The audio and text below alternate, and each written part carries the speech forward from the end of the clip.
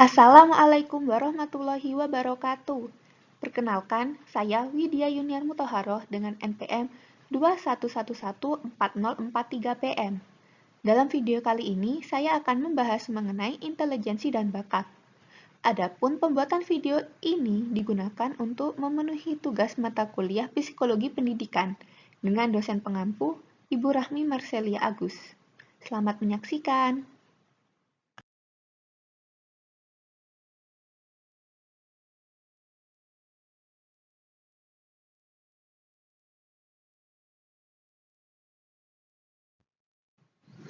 Materi pertama, kita akan membahas mengenai intelijensi.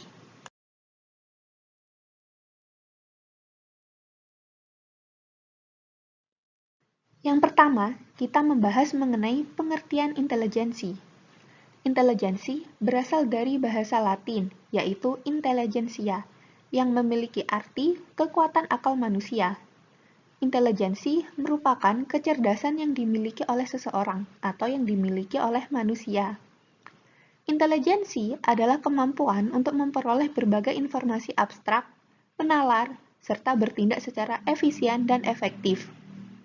Intelijensi juga dapat diartikan sebagai kemampuan untuk menyelesaikan masalah atau produk yang dinilai dalam satu atau lebih latar budaya. Pola intelijensi yang berbeda menyatukan perwakilan mental yang berfokus pada perbedaan individual. Intelijensi sebagai keseluruhan kemampuan individu untuk berpikir dan bertindak secara terarah, serta kemampuan menguasai lingkungan secara efektif.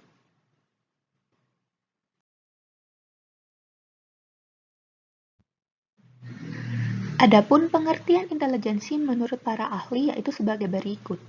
Yang pertama, menurut Spearman dalam Kaplan dan Dennis tahun 2011, intelijensi adalah suatu kemampuan untuk memahami serta memperoleh kaitan dan hubungannya. Yang kedua ada menurut Binet dalam Azwar dalam jurnal Setiabudi tahun 2011, menyatakan bahwa intelijensi terdiri dari 3 komponen, yaitu A. Kemampuan untuk mengarahkan pikiran atau mengarahkan tindakan. Yang B. Kemampuan untuk mengubah arah tindakan bila tindakan tersebut telah dilaksanakan. Dan yang C. Kemampuan untuk mengkritik diri sendiri. Pengertian menurut para ahli yang ketiga yaitu menurut Edward Lee Thorndike dalam Wahyuni tahun 2013, mengartikan bahwa intelijensi didefinisikan sebagai kemampuan untuk memahami masalah-masalah yang bercirikan mengandung kesukaran, kompleks, atau produk sebagai konsekuensi eksistensi suatu budaya tertentu.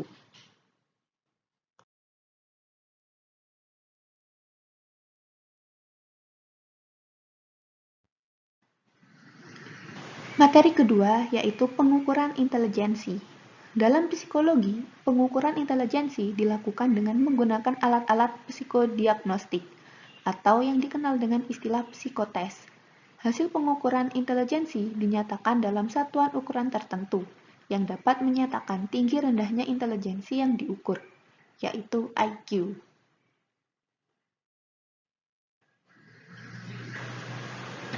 Intelijensi pada setiap anak tidak sama. Untuk mengukur perbedaan-perbedaan kemampuan individu tersebut, para psikolog telah mengembangkan sejumlah tes intelijensi. Dalam hal ini, Alfred Binet, seorang dokter dan psikolog Prancis, dipandang secara luas sebagai orang yang paling berjasa dalam mempelopori perkembangan tes intelijensi ini. Tes intelijensi yang dirancang Binet ini berangkat dari konsep usia mental atau mental age MA yang dikembangkannya. Binet menganggap anak-anak yang terbelakang secara mental akan bertingkah dan berkinerja seperti anak-anak normal yang berusia lebih muda. Ia mengembangkan norma-norma intelijensi dengan menguji 50 orang anak-anak dari usia 3 hingga 11 tahun yang tidak terbelakang secara mental. Anak-anak yang diduga terbelakang secara mental juga diuji, dan performa mereka dibandingkan dengan anak-anak yang usia kronologisnya sama di dalam sampel yang normal. Perbedaan antara usia mental atau MA dengan usia-usia kronologis atau CA, usia sejak lahir inilah yang digunakan sebagai ukuran intelijensi. Anak yang cerdas memiliki MA di atas CA, sedangkan anak yang bodoh memiliki MA di bawah CA. William Stern, psikolog asal Jerman, kemudian menyempurnakan tes intelijensi Binet dan mengembangkan sebuah istilah yang sangat populer hingga sekarang, yaitu Intelligence Quotient atau IQ. IQ menggambarkan intelijensi sebagai rasio antara usia mental atau MA dengan usia kronologis atau CA dengan rumus sebagai berikut. Angka 100 digunakan sebagai bilangan penggali supaya IQ bernilai 100 bila MA sama dengan CA. Bila MA lebih kecil dari CA, maka IQ kurang dari 100. Sebaliknya, jika MA lebih besar dari CA, maka IQ lebih dari 100. Berdasarkan hasil tes intelijensi yang disebarkan ke sejumlah besar orang, baik anak-anak maupun orang dewasa dari usia yang berbeda, ditemukan bahwa intelijensi diukur dengan perkiraan distribusi normal Binet. Distribusi normal ialah simetris atau mengenai keseimbangan letak unsur dengan kasus mayoritas yang berada di tengah-tengah rentang skor tertinggi dan skor terendah yang tampak pada kedua titik ekstrim skor. Sebaran atau distribusi intelijensi dari yang terendah sampai yang tertinggi dapat dilihat pada tabel klasifikasi IQ.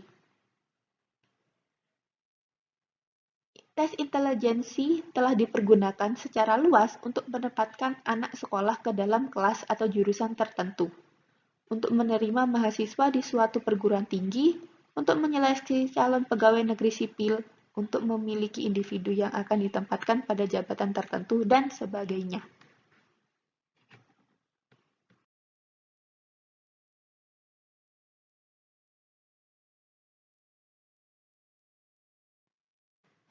Bagi para pendidik dan implikasinya bagi pendidikan, multiple intelligency melihat anak sebagai individu yang unik. Pendidik akan melihat bahwa ada berbagai variasi dalam belajar, yang setiap variasi menimbulkan konsekuensi dalam cara pandang dan evaluasinya. Selain itu, ada berbagai variasi mengembangkan potensi anak supaya dapat berkembang secara optimal. Cerdas menurut Genier adalah kemampuan memecahkan masalah atau kemampuan berkarya menghasilkan sesuatu yang berharga untuk lingkungan sosial dan budaya. Kecerdasan majemuk berarti terdapat beragam kemampuan atau pengetahuan yang dapat membantu seseorang dalam memperkaya kehidupannya dan merespon lingkungan secara efektif. Teori multiple intelligency sendiri menandakan bahwa setiap orang memiliki kapasitas kecerdasan. Hanya saja, semua kecerdasan tersebut bekerja dengan cara yang berbeda-beda, tetapi berfungsi bersama-sama secara khas dalam diri seseorang. Seseorang mungkin memiliki semua kecerdasan pada tingkat yang relatif tinggi, sementara orang lain mungkin hanya memiliki kecerdasan-kecerdasan itu dalam kondisi paling dasar atau relatif rendah. Berikut merupakan identifikasi potensi intelijensi menurut Genier.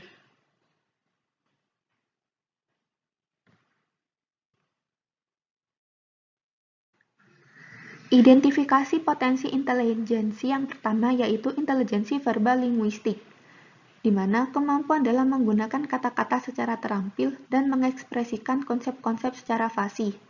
Menurut James dalam Effendi tahun 2005, kecerdasan linguistik ditunjukkan oleh kepekaan akan makna-makna dan urutan kata, serta kemampuan membuat beragam penggunaan bahasa. Yang kedua yaitu ada intelijensi logical mathematik. Artinya, kemampuan dalam berpikir deduktif dan induktif, analitik dan saintifik, berpikir cepat terhadap pola-pola abstrak, serta angka dan bilangan. Yang ketiga yaitu intelijensi visual spasial. Artinya, kemampuan untuk memberikan gambar-gambar dan imagi-imagi, serta kemampuan dalam mentransformasikan dunia visual spasial. Kecerdasan visual dapat digunakan untuk mengenali objek dan pemandangan di lingkungan aslinya, serta membuat lukisan grafis 2 atau 3 dimensi atau simbol-simbol lain seperti peta, diagram, atau bentuk-bentuk geometrik. Yang keempat, yaitu intelijensi kinestetik tubuh. Menurut James dalam Effendi tahun 2005, kemampuan dalam mengolah hubungan antara pikiran dan tubuh agar berhasil dalam aktivitas seperti menari, melakukan pantomim, berolahraga, menguasai seni bela diri, dan memainkan drama. Identifikasi potensi intelijensi yang kelima yaitu intelijensi ritme musikal.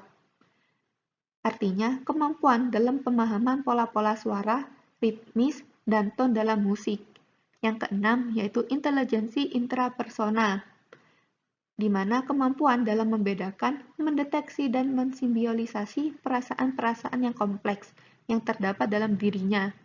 Yang ketujuh, yaitu intelijensi interpersonal, artinya kemampuan dalam memahami dan berinteraksi dengan orang lain, serta identifikasi potensi intelijensi yang terakhir yaitu intelijensi emosional. Artinya, kemampuan yang berkaitan dengan pengetahuan, pemahaman, penampilan, dan penghargaan alam sekitar.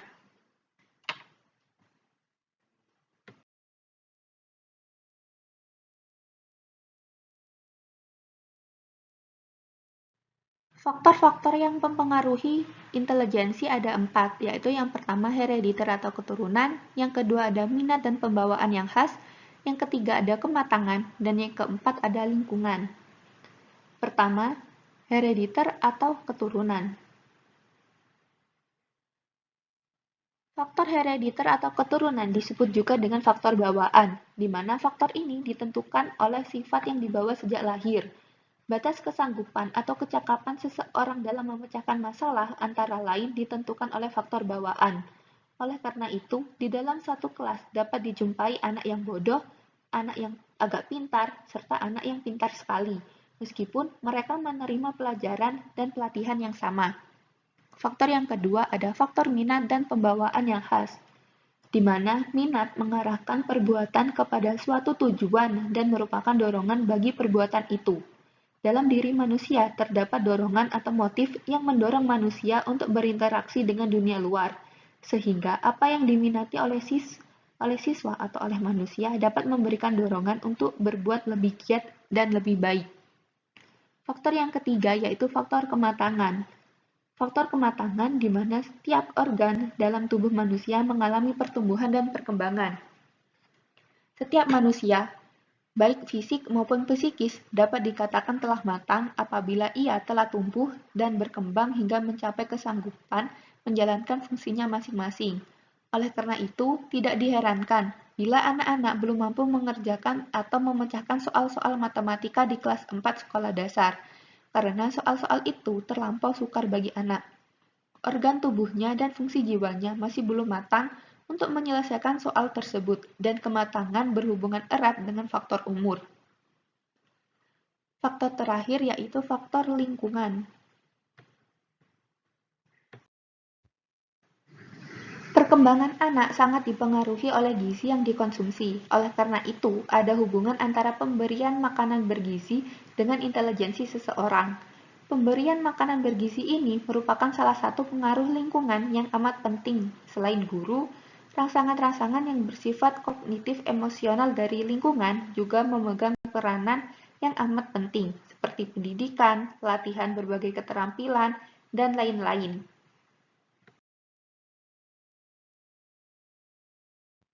Tes intelijensi.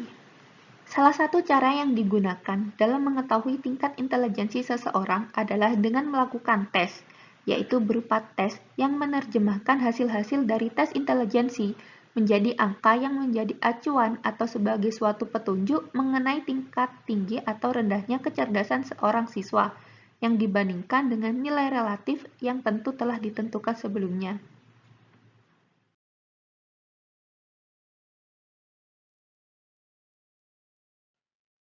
Materi kedua yang akan kita bahas yaitu mengenai bakat.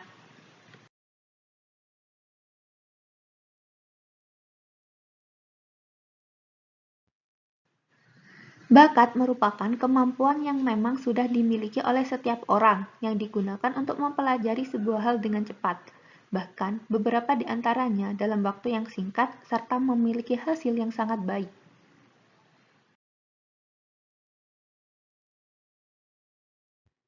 Adapun pengertian bakat menurut para ahli yaitu sebagai berikut.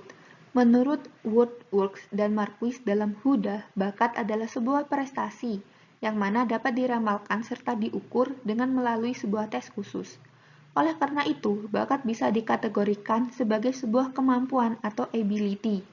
Ability memiliki 3 arti, yaitu yang pertama ada achievement, merupakan actual ability, yang mana dapat diukur langsung dengan menggunakan alat ataupun tes-tes tertentu.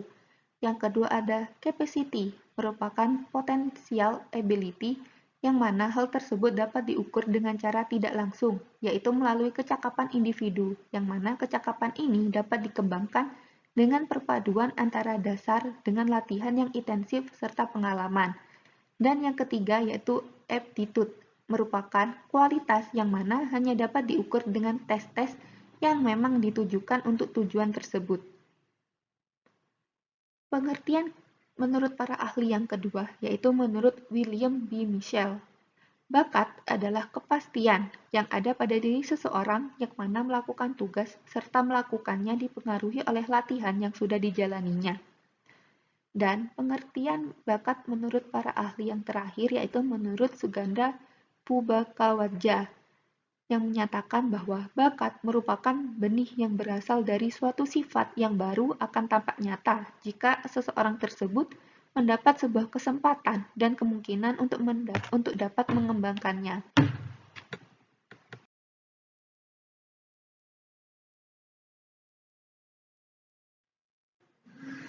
Setelah kita mempelajari mengenai pengertian bakat, selanjutnya kita akan membahas mengenai jenis dan contoh bakat. Secara umum, bakat dibagi menjadi 2 jenis, yaitu bakat umum dan bakat khusus. Yang pertama ada bakat umum. Bakat umum merupakan kemampuan atau kecakapan yang secara umum dimiliki oleh setiap orang. Beberapa contoh bakat umum yaitu mampu berpikir, mampu berjalan dan bergerak, mampu berbicara, serta mampu menulis dan membaca.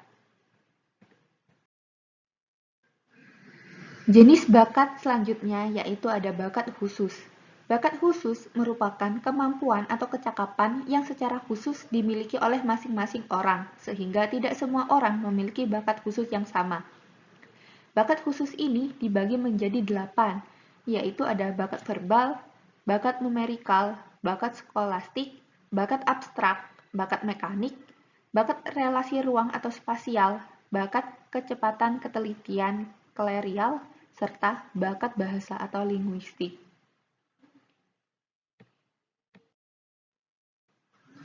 Bakat verbal. Bakat verbal merupakan kemampuan khusus yang dimiliki seseorang mengenai konsep atau hal yang berhubungan dengan bentuk kata. Yang kedua, bakat numerikal. Bakat numerikal merupakan kemampuan khusus yang dimiliki seseorang mengenai konsep atau hal yang berhubungan dengan bentuk atau angka. Yang ketiga ada bakat skolastik. Bakat skolastik merupakan kombinasi dari kemampuan yang berhubungan dengan kata atau logika dan kemampuan yang berhubungan dengan angka. Seseorang dengan bakat ini akan memiliki kemampuan yang baik dalam mengurutkan, menciptakan hipotesis, berpikir dengan pola sebab akibat, penalaran, serta mencari keteraturan konseptual atau pola numerik. Bakat skolastik umumnya dimiliki oleh para ilmuwan, akuntan, dan pemrograman komputer. Selanjutnya yaitu ada bakat abstrak.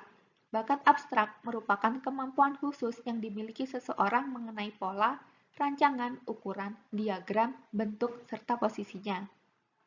Selanjutnya yaitu ada bakat mekanik. Bakat mekanik merupakan kemampuan khusus yang dimiliki seseorang mengenai prinsip utama IPA, berbagai alat-alat, dan tata kerja mesin. Bakat selanjutnya yaitu bakat relasi ruang atau spasial. Bakat relasi ruang merupakan kemampuan khusus yang dimiliki seseorang dalam mengamati, menceritakan pola 2 dimensi, dan berpikir dalam 3 dimensi. Seseorang dengan bakat ini memiliki kepekaan yang tajam mengenai detail visual dengan mampu menggambarkan sesuatu hal secara nyata dan jelas. Bakat ini biasanya dimiliki oleh artis, arsitek, pilot, fotografer, insinyur mesin, dan beberapa profesi lainnya. Bakat selanjutnya yaitu bakat kecepatan ketelitian klerikal. Bakat kecepatan ketelitian klerikal ini merupakan kemampuan khusus yang dimiliki seseorang dalam bidang menulis, meramu untuk laboratorium, orang kantoran, dan lainnya. Serta yang terakhir ada bakat bahasa atau linguistik. Bakat bahasa merupakan kemampuan khusus yang dimiliki seseorang dalam melakukan penalaran analisis bahasa atau ahli linguistik. Bakat ini biasanya dimanfaatkan dalam bidang jurnalistik, penyiaran, hukum, editing, stenografi, pramuniaga, dan lainnya.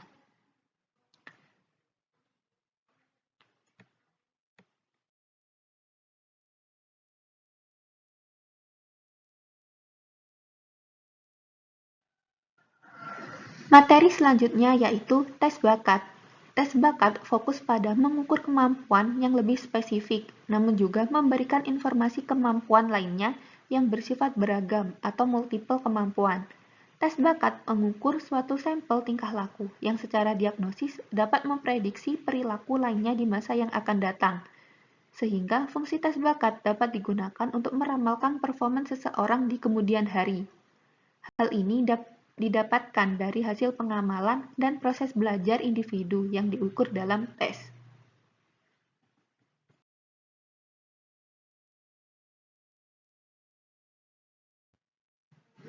Materi terakhir yaitu ada macam-macam tes bakat. Di sini ada 3 macam tes bakat, yaitu yang pertama ada DAT atau Differential Aptitude Test, yang kedua ada FACT atau Flanagan Aptitude Classification Test, dan yang ketiga ada GATB atau General Aptitude Test Battery.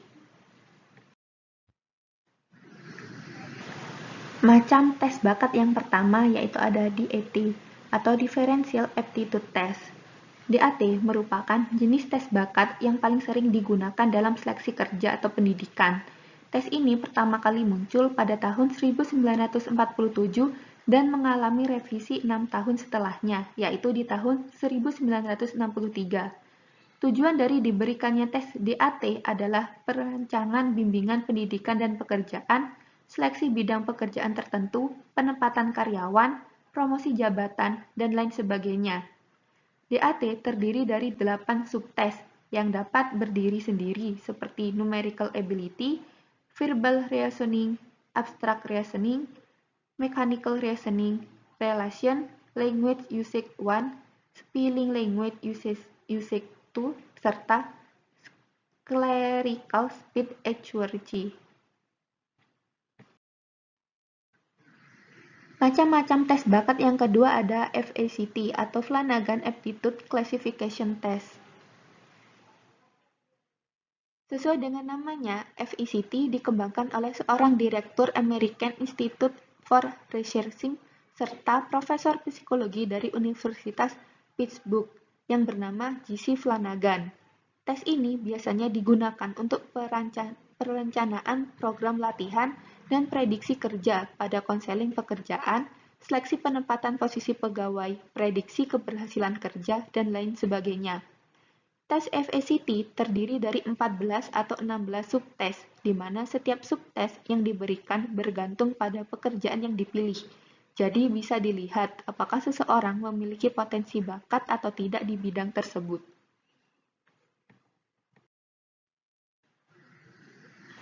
Macam-macam tes bakat yang terakhir yaitu GATB atau General Aptitude Test Battery. GATB mulai dikembangkan sejak tahun 1940-an oleh USIS dengan tujuan memenuhi berbagai kebutuhan tes dengan tujuan tertentu. Hasil dari tes ini dapat digunakan untuk membantu memahami kelemahan dan bakat seseorang, menentukan jabatan yang khusus dan cocok, menentukan potensi bakat dalam pelatihan atau pendidikan khusus, dan lain sebagainya. Tes GATB yang cocok untuk pekerjaan dengan kemampuan psikomotor ini juga dimiliki oleh tes dari mettl.com. Skor dari tes yang diberikan oleh platform tersebut terbukti memiliki korelasi dengan performa pekerjaan individu.